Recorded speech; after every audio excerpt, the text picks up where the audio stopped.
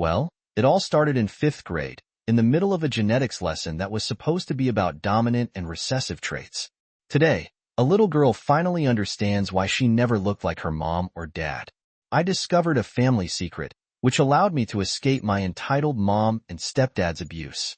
Hey, so first things first, my girlfriend recommended that I share this story because this is something that everyone would maybe enjoy. So, I decided that I would post it here under a throwaway, mostly because my previous post on my main would all but make my in-real-life ID apparent, and because I do not want the artificial boost to my karma. Growing up, I had thought I had a good relationship with my parents, mom, dad, stepdad, and my 3 younger siblings. One younger brother, one younger sister, and another younger brother too. However, around 5th grade, my relationship had begun to change. I had always excelled at school, so my parents sent me to a private school that had really good test scores and students had good placements in colleges later on. However, my last year, I was really excited to go on to a private middle school that all of my friends and I had gotten accepted into. Unfortunately, at that time, my parents sat me down and explained that they did not have the money to pay for my tuition and had to withdraw younger brother 1 and younger sister's applications from the elementary school that I had gone to for the same reason. So, I would be enrolled in the local public middle school the following year. Towards the end of 5th grade, we were doing science class, and my teacher started our intro to genetics unit. That lesson has stayed with me since because my appearance is so different compared to my parents. As of now, I'm in my 20s and I share literally no features with my mom. So, I started to ask my teacher some very difficult questions about genetics in class. After answering which traits tend to be dominant, she realized where I was going and immediately shut me down. Over that summer, I read pretty much every book that I could on the subject before I did something dumb. I went to my dad and asked him if I was adopted. The conversation quickly escalated, and he responded with anger, which resulted in an incident where I was physically hurt. My mom rushed me to the hospital, and I was coached to say that I was accidentally hit by a doorknob. I eventually had to repeat the same thing to Child Protective Services. After a week back from the hospital, my mom and dad revealed to me that he was actually my stepdad. When they were in college, my mom was dating a guy who she said was a real jerk. When they found out that she was pregnant, he left her, but my stepdad stepped up and did everything he could, and they put his name on my birth certificate.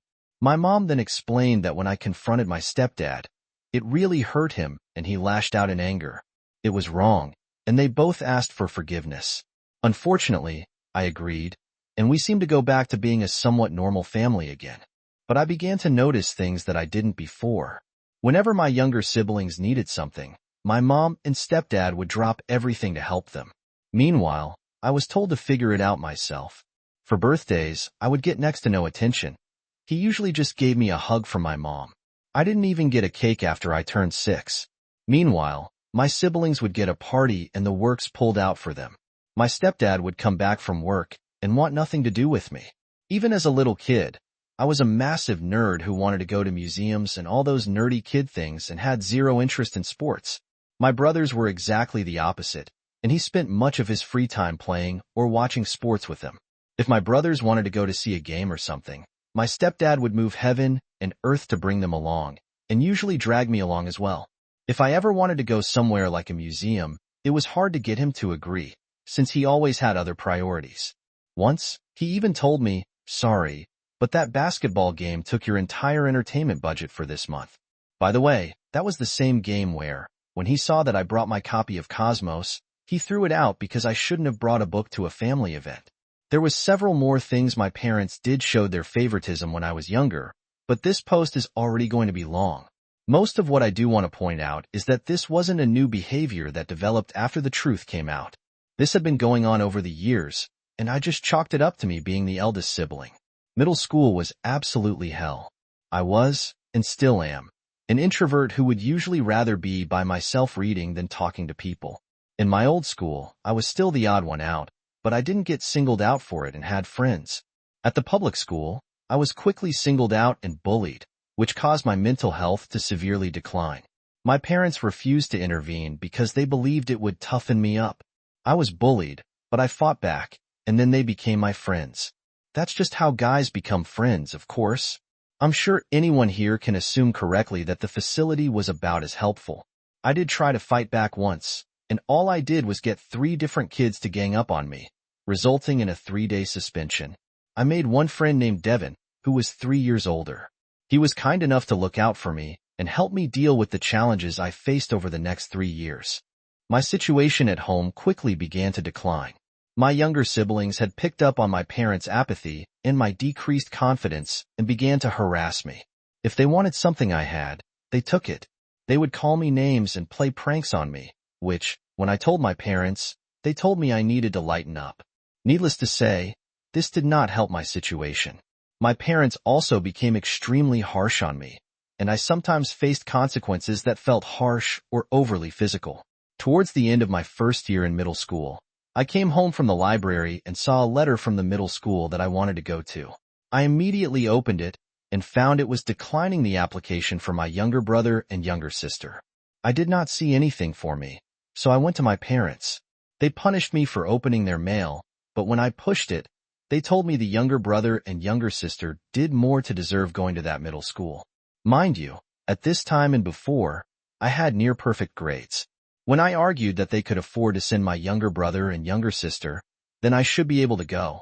I got into serious trouble for talking back and opening mail. The only person who was actually there for me in my life was Devin.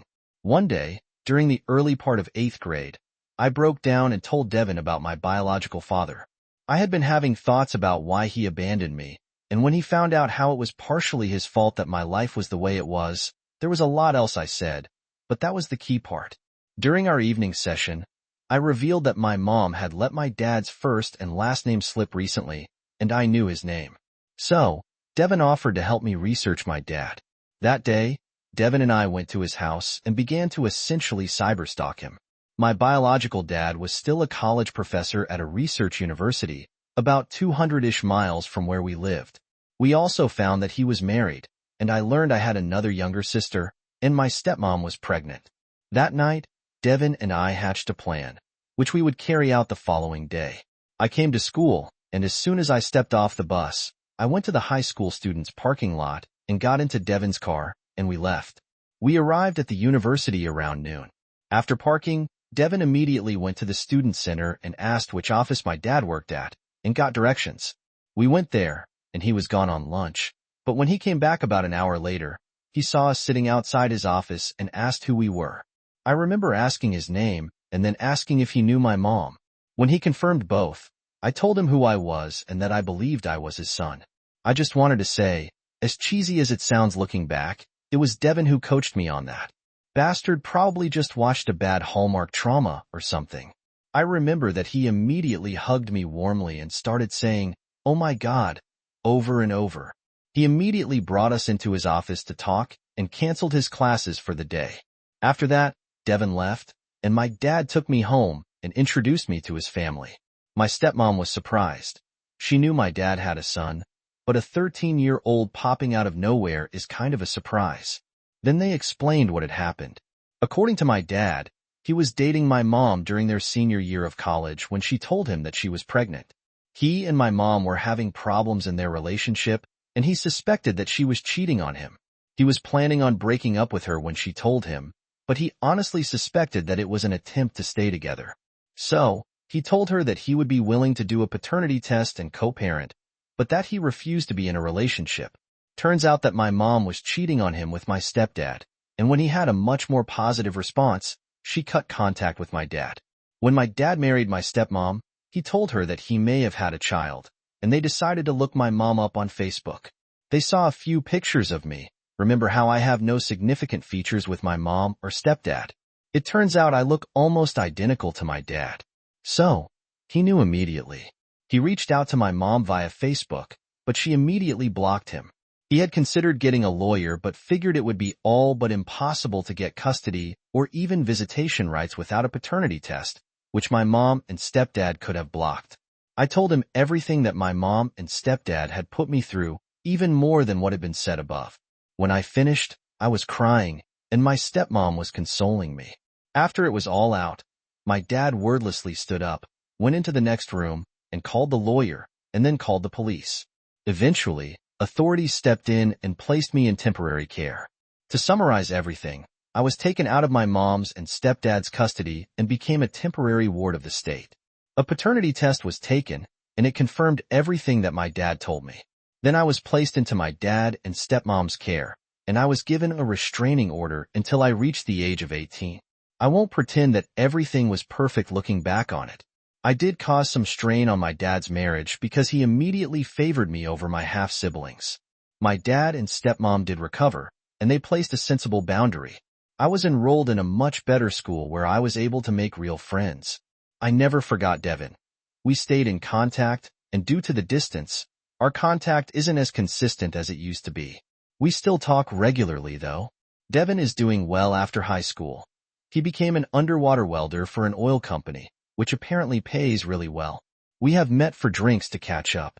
I asked him why he protected me, and he said he wasn't sure, but for whatever reason, when he saw me getting bullied, it just caused something to snap.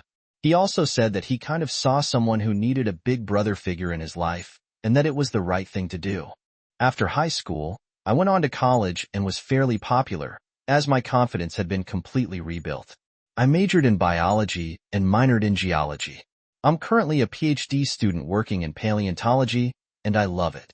I get to go on university-sponsored digs, normally in the States, but last year I got to go to South Africa and Namibia. My mom and stepdad reached out to me a few months ago to try and get me to help tutor my younger brother and younger sister.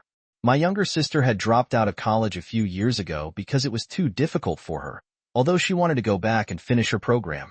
My younger brother, too, wants to get into a good college next year but doesn't have the grades and wants help studying for the ACTs. During that conversation, I noticed my heart was beating out of control and that I was having difficulty breathing. I'm certain that it was a panic attack, but I never had anything like that before, so I just hung up on my mom and sat on my couch. The following day, I began to receive a couple of texts from mom's kids asking for help, and I blocked all of their numbers afterwards. I didn't hear from them until I received a barrage of emails from them on my university email. Essentially, each one was apologizing for how they treated me and that they wanted to fix things so we could be a family. Originally, I had decided that I wanted to send an email back telling them that I wanted no further contact and that even hearing from them was causing a traumatic response over a decade later. I felt the only reason they were reaching out is because they wanted a free tutor. I never sent it. Instead, I decided simply to block them.